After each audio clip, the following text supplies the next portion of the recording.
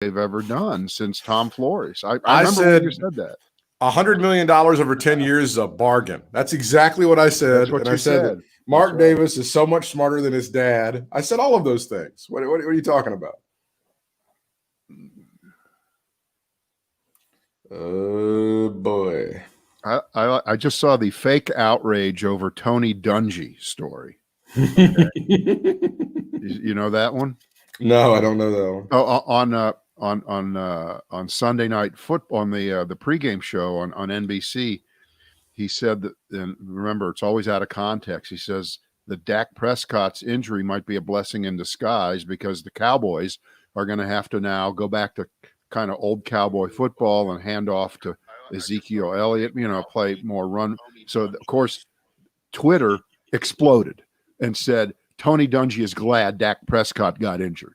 Okay. He's happy that he got injured. And so he had to explain it. He didn't. That's exactly what he meant. He meant that he was happy that Dak Prescott went down with a disgusting ankle injury that had to be, by the way, it was pixelated on ESPN all night. Because, by the way, Tony Dungy hates the black quarterbacks. You know that, don't you? Oh, he does. There's no question about it. Why do you think he had Peyton Manning? He wouldn't. Let's put it this way: it wasn't going to be Danny Manning. Okay. Danny Manning.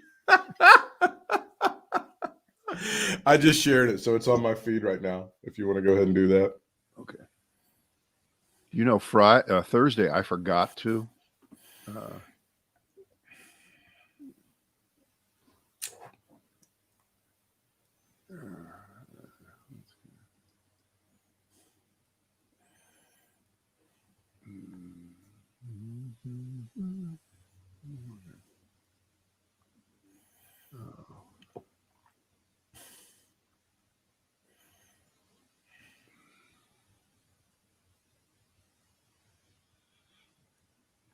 Was this the first time the Browns have been 4-1 since Sam Martigliano? Probably, yeah. It's like 84.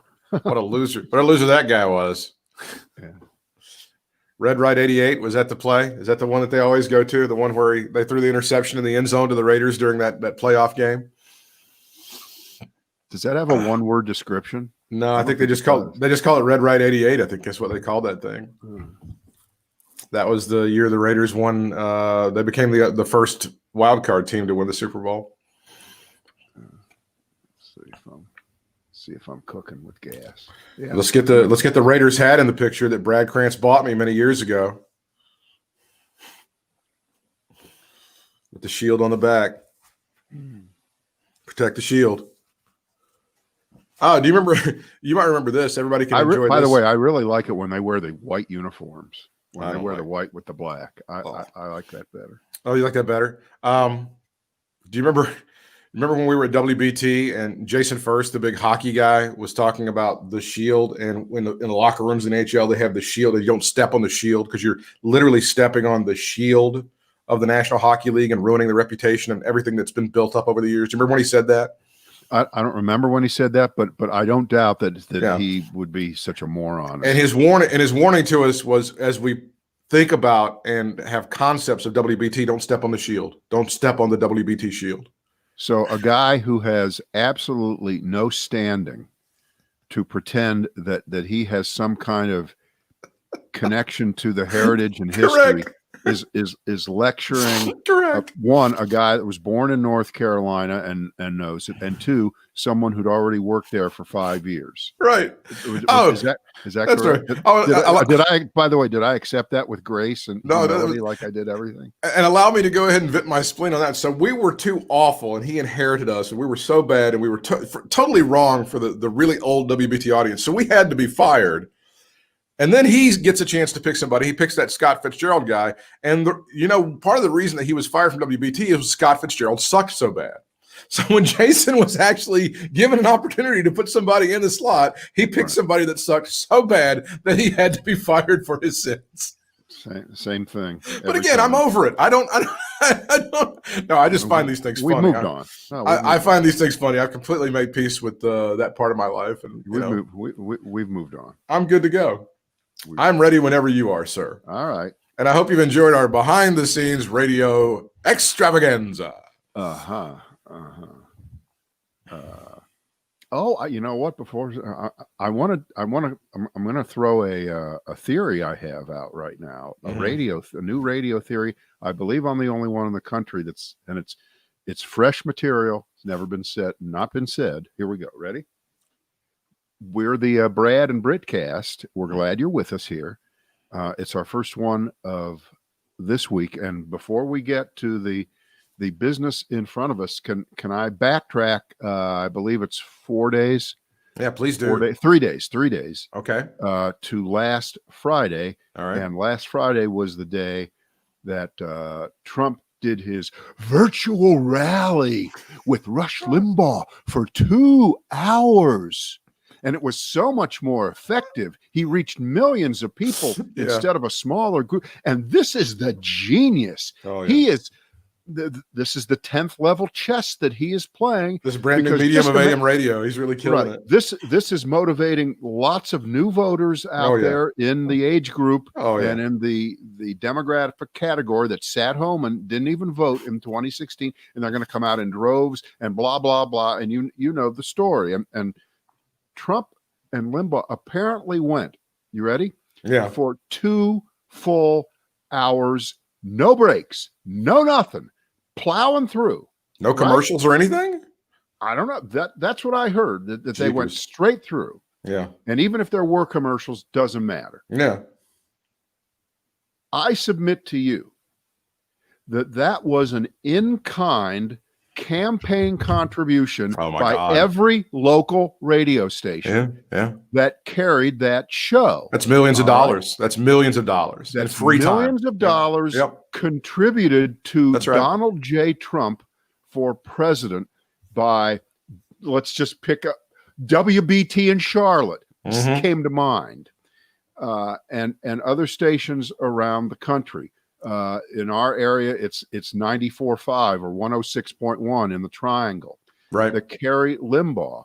And they gave him a 2-hour free commercial. And I submit to you that the Biden campaign should demand an equal amount of time. Now, there is no equal time provision as there was years ago. And there is no fairness doctrine. So don't lecture me on that shit. I understand that. But campaign contribution laws are still in effect. Barely. I understand that. But you're just not allowed to pour money into a campaign. A corporation certainly is not allowed to make a contribution to a campaign. I think that's one of the things that it doesn't stand as it did, because there have been several court decisions, including the Supreme Court Citizens United decision, which in effect said corporations are people too. But even if you're a people, you cannot contribute unlimited amounts of money to a campaign. But anyway, you get my point.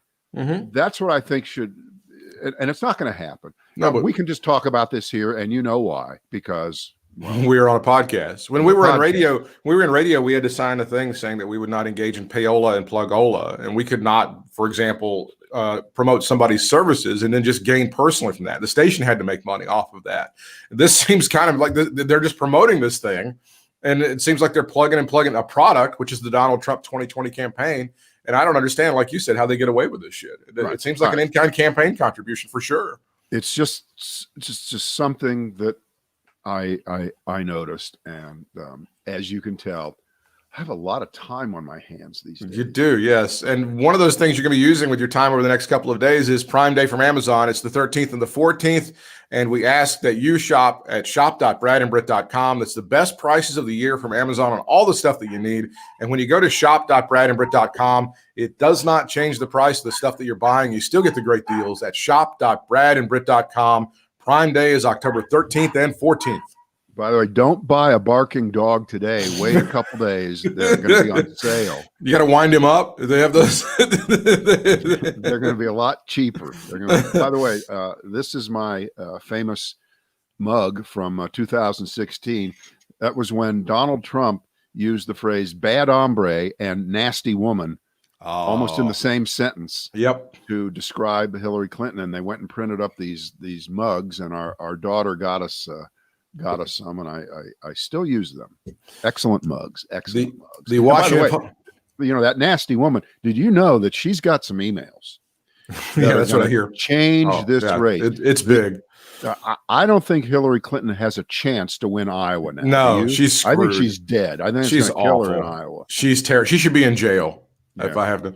A Washington Post ABC News poll that was released yesterday fits with the trend. Biden at 54% nationally, Trump at 42%.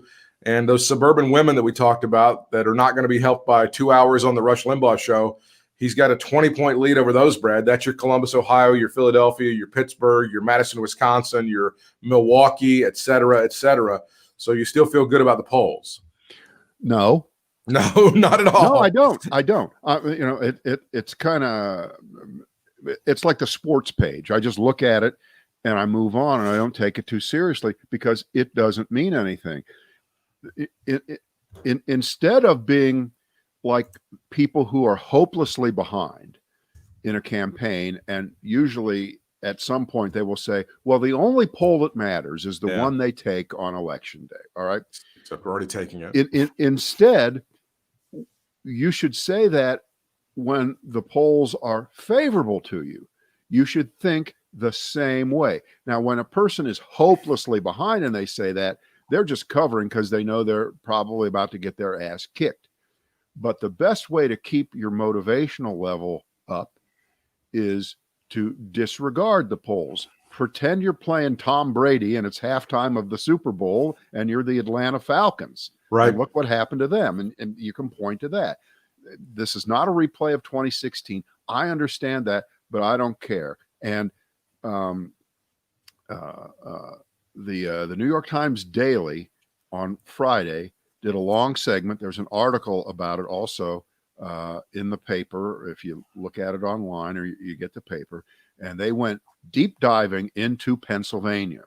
And they went and talked to people who were Democrats their whole life. My daddy was a Democrat. He was a Democratic office holder. I grew up in a Democratic, and I went with Donald Trump in 2016 because the Democrats have forgotten about us and they became corporate, and it was all about money and all the grievances that allowed Trump to win in 2016. And the numbers that still scare me, they scare me today until proven wrong, that I believe it's only 58 or 60% of the white male working class voters who were supposedly in existence then voted. Mm-hmm. A lot of people stayed home. They both suck. I don't need to vote because my sides are, and until it would be in the bag, I fear that. It's not a shy Trump voter. It's not someone who's lying to you. It's people. And to quote Senator John Kennedy, Republican, Louisiana, our favorite senator, who just spoke at the Amy Coney Barrett hearings, quote, "The American people are not morons." And of course, he was trying to pretend that the American people see what a great idea it is for them to hold hearings when the Senate is out of session because of coronavirus, but to have 20 of them show up in the middle of this to try to squeeze through this nomination before the election, which more and more of them increasingly realize they're going to lose. Trump is going to lose, and they wouldn't be able to do it after the election. So they're trying to squeeze it in. And the Republicans are trying to make the case that the American people can see what you folks are doing, you Democrats. Oh, yeah. You are trying to subvert the will of the people as expressed by the 2018 national elections where more senators were elected who were Republicans. We got 2 more. So that's a mandate to squeeze through. Yeah, that's what we said. With 27 days to go, while people are already voting all over the country, including you and me here in North Carolina. So it's disingenuous horseshit. But we're at this this crazy moment, and we're in we're just watching it all cascade on top of our heads and trying to keep it straight. But back to your more polling that says Joe Biden is extending his lead, and it's way bigger nationally, and in the swing states it's a little bit closer. And Iowa may be in play, Ohio may be in play, Arizona's definitely in play, or Trump wouldn't be running out there, right? Isn't he going back out there again? I think he is, yeah. It's on his list. So they're sweating Arizona bad, and endorsements don't mean anything until they do. But I think that the original sin of Donald Trump in this campaign, one of them, trashing John McCain, I like people who don't get shot down, is now coming back full circle when Cindy McCain endorses Joe Biden. It's a great ad. And it's a great ad. It speaks to people, I'm sure, in Arizona way more than it speaks even to those of us who might not have voted for John McCain against Barack Obama. We don't care about that. I never even heard of Cindy McCain. I don't know who that is. I don't know who she is. We all certainly grew to respect John McCain. Yep. If we didn't before he stumbled into picking Sarah Palin as his running mate and got beat by Barack Obama, but the way he conducted himself, not only upon losing and in the Senate afterwards, and doing the right thing and saying the right, I mean, it speaks for itself. But to see that come back around right now and see Arizona possibly voting Democratic for the first time, I don't know, since Carter or somebody, it's one of those states that hasn't voted for Democrats for a long time in the presidential race, that is some good sweet tea down your throat, Donald. Enjoy. That is a good one. How he loses Arizona would be amazing. Right. But so all these other states, and what does remind me of 2016 is with a month or so to go, when Hillary Clinton was up what appeared to be comfortably, the discussion was, well, should she expand the map? Should she go to some of those redder states and try to bring them in so she could get a landslide over Donald Trump, who she was beating handily all over the country? Certainly in the blue states and in the Midwest states like Pennsylvania and Ohio and Michigan and Minnesota. Michigan. And they had the discussion, and they said, yeah, we're going to do that. And then Hillary Clinton forgot to go back to Michigan and Wisconsin, Pennsylvania and Wisconsin, and lost those states and subsequently lost the election. And I'm hearing that now. So that is a little scary, except there's a big difference. This time, the Biden campaign has what people who think that Donald Trump is a great businessman has as a problem. They really do have a lot of money. They've got so much money that they can spread it around just about any way they want to. And when you see the Trump campaign pull resources out of certain states that they thought that they had in the bag, I think they're starting to give up on Ohio. Yep. You can't, if you give up on Ohio, it's over. That's great. And I love it. I think the amount of pressure that's being applied to Trump in Florida is stark, because you've got the Bloomberg money and you've got some big super PAC money, not Bloomberg money, but other super PAC, like the Lincoln Project and Republican Voters Against Trump, both of those. Right. And they are pouring money into all those media markets. So what's the result? Trump has to hop on his a little Cessna today and fly down to Sanford, Florida, just outside of Orlando. And, you know, there are these little moments, and you don't want to say, well, everything is automatically connected to something else, or it's always trying to make a point, or Donald Trump's always being a racist, even when he isn't overtly being a racist. But Sanford, Florida is where Trayvon Martin was killed. Okay. Donald Trump is going to Sanford, Florida today. That's just outside of Orlando. That's where Allegiant flies in. That airport is way easier to navigate. I'm sure it's just a coincidence. I'm sure it doesn't mean anything. Although if George Zimmerman were to be brought up on stage with Trump, I wouldn't be surprised. Okay. True. How about that? Would it be a good protest? Would it be a good protest if a bunch of people showed up and they wore hoodies? Would that be something? Because that was the beginning of hoodies make people dangerous. Remember, that was the beginning of that discussion. But you know what? They can wear their hoodies backwards. Oh, and snap. that'll act as a mask. What do you think? Help them out. That's a good one. There you go. Early voting where we live in North Carolina actually starts on Thursday. Early in-person voting. Obviously, they've had early voting as far as the mail-in ballots and so forth. But early in-person voting starts on the 15th in North Carolina. It starts in Cobb County, Georgia today, Brad. They've already had some reports of voters as of, a couple of hours ago, waiting 5+ hours in suburban Atlanta. This is in Cobb County, in Marietta. And some of them seem very unbothered by it. They say it doesn't matter how long it takes. We're voting like our life depends on it, said one voter. This is according to a reporter from 11 Alive News in Atlanta. So we're already seeing some of the shenanigans going on. Obviously, it's happened in Texas where they're getting that struck down by some of the courts. Georgia, they're going to make it as tough as possible for folks to vote. This is going to be a drumbeat for the next 20 some odd days. Well, but see, that story is way more important to me than just hearing national poll results. Oh, it is. Because this rings very reminiscent of 2018. Because you remember out in Arizona, out in California, the lines were so long to vote. And in California, it wasn't for a Senate seat. It was for all those House seats. And in Orange County, which I believe has 7 congressional seats because it's so populated, all 7 of them flipped to the Democrats. I don't know whether all 7 were Republican. I think they were. It was a total flip, and people were not going to be denied no matter what was going on. However, of course, California is a little bit, at least, less vulnerable to the kinds of tactics in terms of voter suppression because they don't have Republican legislature or Republican governor to enforce that kind of shit. But the enthusiasm level is the point.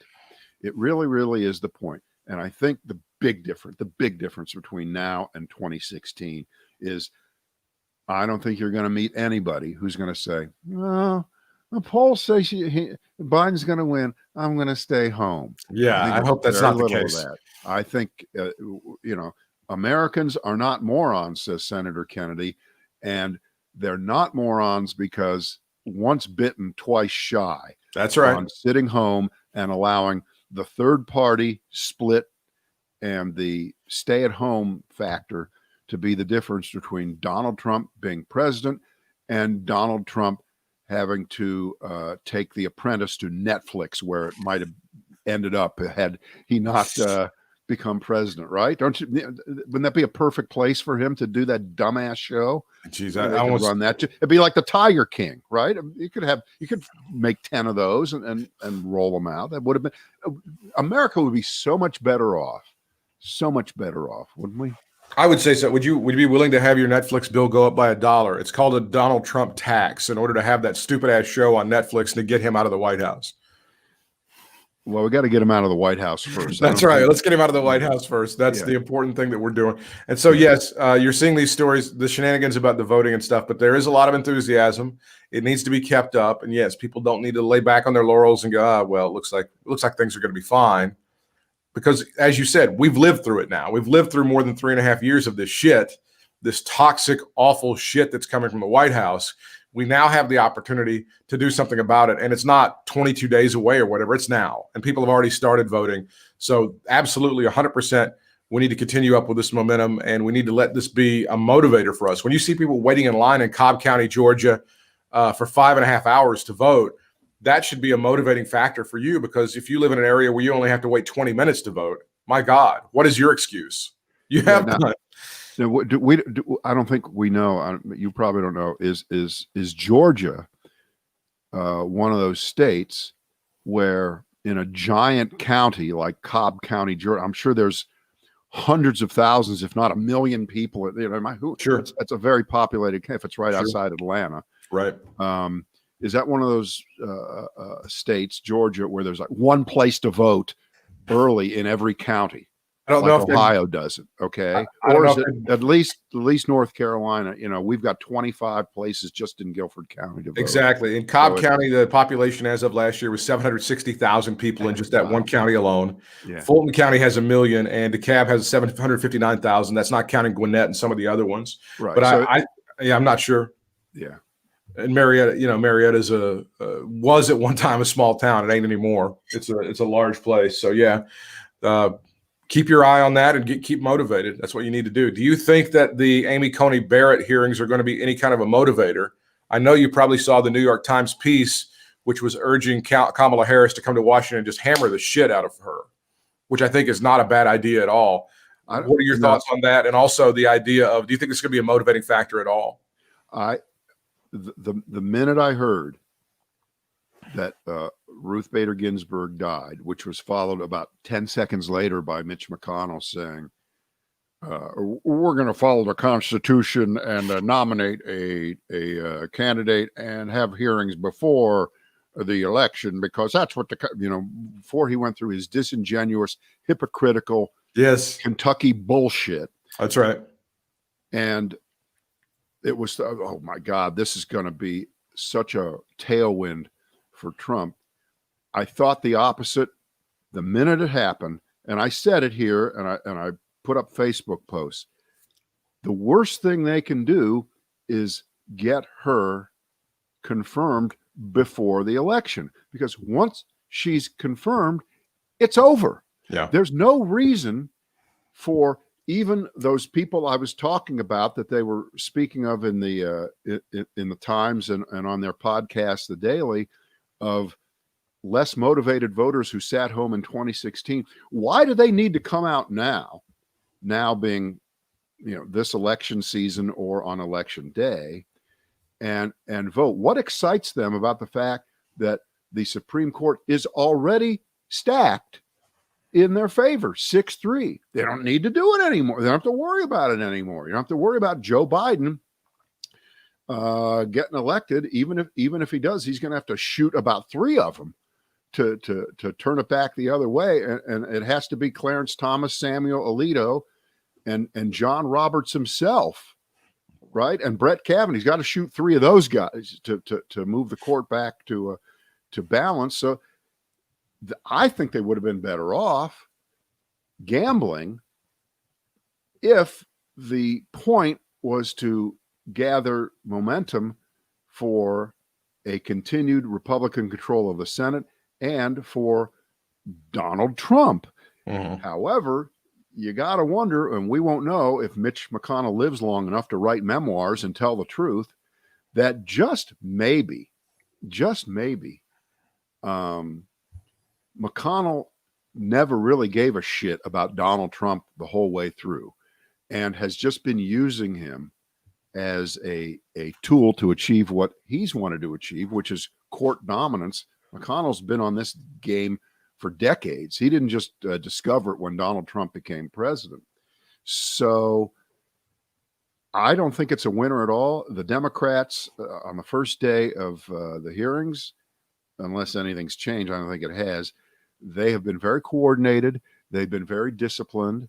They've said basically 2 different things. One, this is an illegitimate sham hearing that never should have happened. Absolutely. Because you don't nominate and approve a Supreme Court justice 27 days before an election, and the election has already actually started anyway, and you've gone against what was said in 2016 with Merrick Garland. We don't have to go through all that. Everybody knows the hypocrisy is just plain dripping. That's one thing they've said. And then they talk about the judicial philosophy of Amy Coney Barrett, which almost by definition will, if given a chance, vote down the Affordable Care Act as being unconstitutional.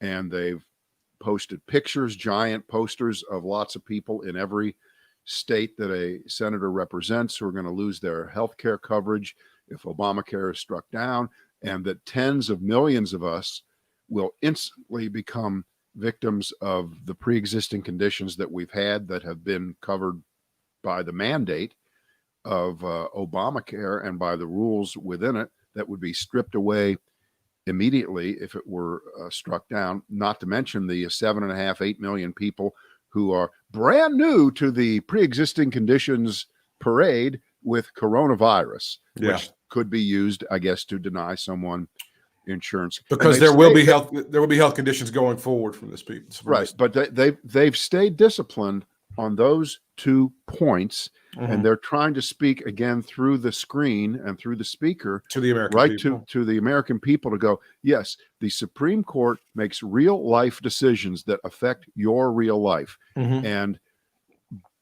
by derivation, if you vote correctly in 3 weeks, we can help as best we can alleviate this problem. We can't stop the process right now. We can't stop her confirmation. We realize that they're not playing that game. You know, Richard Blumenthal of Connecticut isn't stripping down to his jockey shorts and becoming a crazy man that's going to delay the hearings a day or so. You know, he's not doing anything crazy. There's only one crazy man. He currently is in the White House. That's the one. And by the way, he's already bitched about Blumenthal. Isn't the game here for the Republicans to have another replay of what happened during the Kavanaugh hearings? It's not going to happen. But this is what they want, because remember that the game during the Kavanaugh hearings was to get him to cry, which he did, and then have the Republican Party wring their hands and go to their base and go, look at these bloodthirsty bitches. Look at these feminazis trying to literally rip the balls off of a man. This is what they did, though, Brad. I know, but this is for our sons. Brett Kavanaugh is your son and your son and your son. And if you allow Kamala Harris and if you allow Amy Klobuchar and if you allow these women to rip the balls off of this man, you might as well rip the balls off of your son right now. Isn't that the game that they wish to play right now with Amy Coney Barrett? I think Democrats are not playing the game. Yeah. And they're not going to play the game. And to just show you how disingenuous and how bad faith the arguments that are being made are by the Republicans, they are continuing at every chance to compliment and pay homage to Ruth Bader Ginsburg. It's so disingenuous.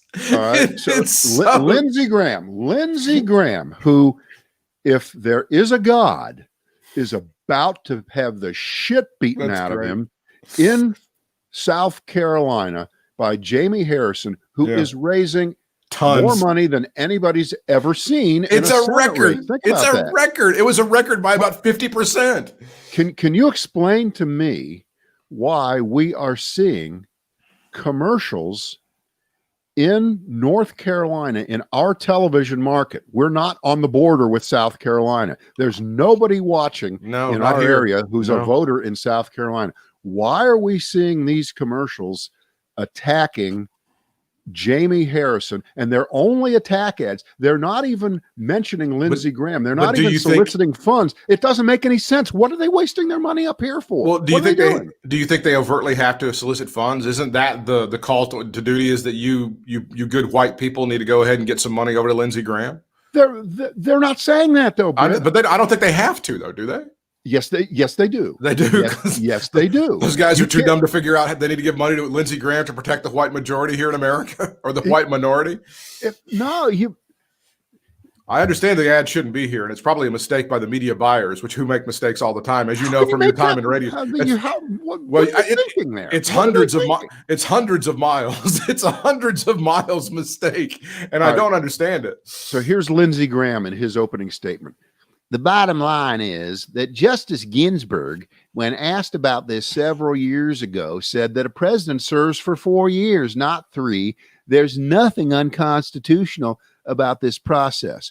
Oh, that's not out of context. That's not the complete statement, is it? No, it's not. Of course not. She didn't mean to say that when the when the Senate was blocking Merrick Garland, that was a great thing, right? Because the Constitution doesn't specifically prohibit you being a complete disingenuous, bad faith, phony asshole party desperate for power.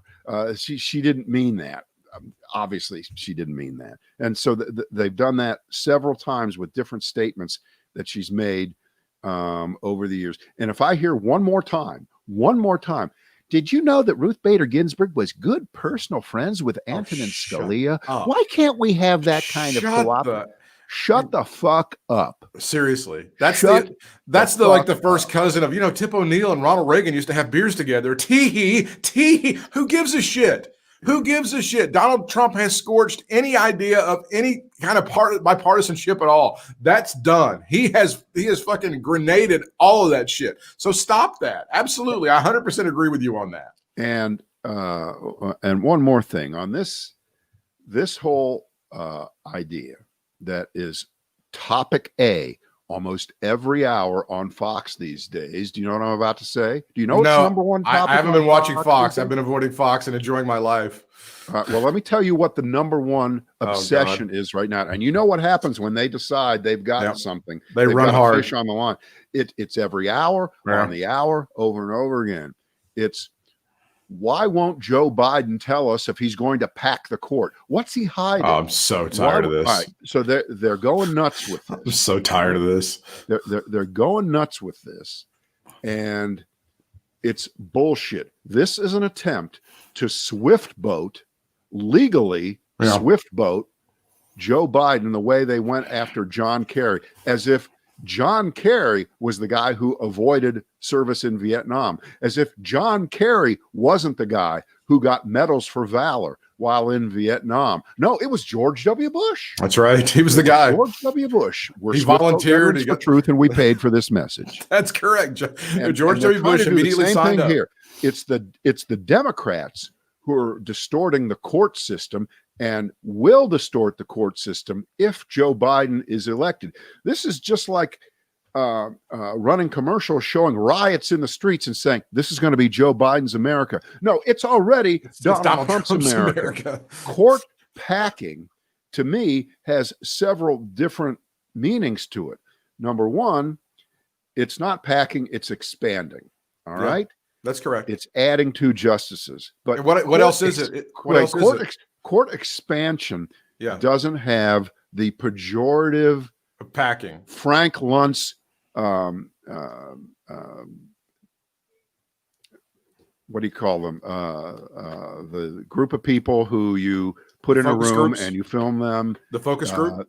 Focus group tested a bullshit level that court packing has, because it's in the history books, because Franklin Roosevelt attempted it. And by the way, he should have been able to do it, by the way. Why? He had every reason to do it, because guess what? A fucking Republican Congress was blocking all the New Deal legislation. They were fucking him over. And it's constitutional. There is no set limit of justices in the Supreme Court. It's constitutional. Right. It's just as constitutional as nominating a Supreme Court justice in the final year and holding hearings on it in the final year. Although norms, traditions, and morality have said, especially within a month of the election, you shouldn't do it. But 9 months back, it's been done before, and it's okay. But court packing, as they're trying to turn it into this end of the world, all you care about, Americans, is 2 more Supreme Court justices. That will really ruin your life. That'll fuck you up so bad. So you want to talk about just lying bullshit and not talking to the people. What's more effective, Britt? Showing people who are going to lose their health care, if this justice is in there and a Supreme Court ruling knocks out the legality of Obamacare, or 2 more justices, dun, dun, dun, dun, dun, dun, dun, dun. It's the end of the world. It is, yeah. But the real court packing has been going on for 4 years under Donald Trump. He brags about it all the time. Court packing is not just expanding the number of judges on the Supreme Court. It's blowing out all the open judgeships that have been there, because Mitch McConnell and his ilk blocked all of Barack Obama's nominations to the federal courts for years, thus leaving openings. And Trump gets out there and lies and says, I want to thank Barack Obama for allowing us to do this. He left all these openings. He left all these openings for us. Okay, so the Republicans and Trump and Mitch McConnell specifically, they are packing the courts for the next 40 years with young, very often unqualified, right-wing, reactionary, Federalist Society, Koch brother approved judges. By the way, reading assignment, column, New York Times today. It is about the living Koch brother, who is, I believe is it David or Charles? It's one of the two. One of those that's two, still alive, and they've had a 50-year dream. Charles to alter the courts, to make it so that there is no regulation of anything. Right. No EPA, no SEC, right. no rules. The only way America survives is with business being able to steamroll and do any goddamn thing they want. And Amy Coney Barrett will be a maitre d' for that delightful meal for the Koch brothers to do whatever they want. And there will be no protections anymore. And I'm sure that they are thrilled. This is the culmination. So we can get diverted all day long on Roe versus Wade and the Affordable Care Act. They're extremely important. They are what we're going to be voting on. But below the surface, it's even more insidious than that. Exactly. To turn this into a right-wing court that doesn't believe that even the FDA shouldn't have any say over what drugs should be approved or not, because that's a big regulatory agency. Last time I checked, the FDA, aren't they? It is indeed. Yeah, they do pretty good. How dare they? The name of the piece. They decide. The name of the piece is Charles Koch's big bet on Barrett. Charles Koch's big bet on Barrett. We just linked it on the StreamYard if you guys want to see it and take a look at it. And that talks about how all of that is working. So I think the other great right-wing taunt right now is, why won't Joe Biden take Joe Rogan's offer to moderate a debate between Trump? And the president has signal boosted this today, Brad, to his millions and millions of followers, that Joe Biden is a massive pussy who is scared of Joe Rogan's offer to moderate a debate between Donald Trump and Joe Biden. I'm not kidding. This is real. I absolutely fully understand where you're coming with it. But this is a guy, Donald Trump, who's got no bullets left in the holster, no bullets left in the bandolier around his chest.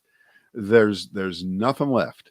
Apparently, Alex Jones wasn't available for the job, right? So we're going to go to Joe Rogan, a podcast guy, right? And by the way, a nut. He's a fucking nut. Exactly. He's a nut. And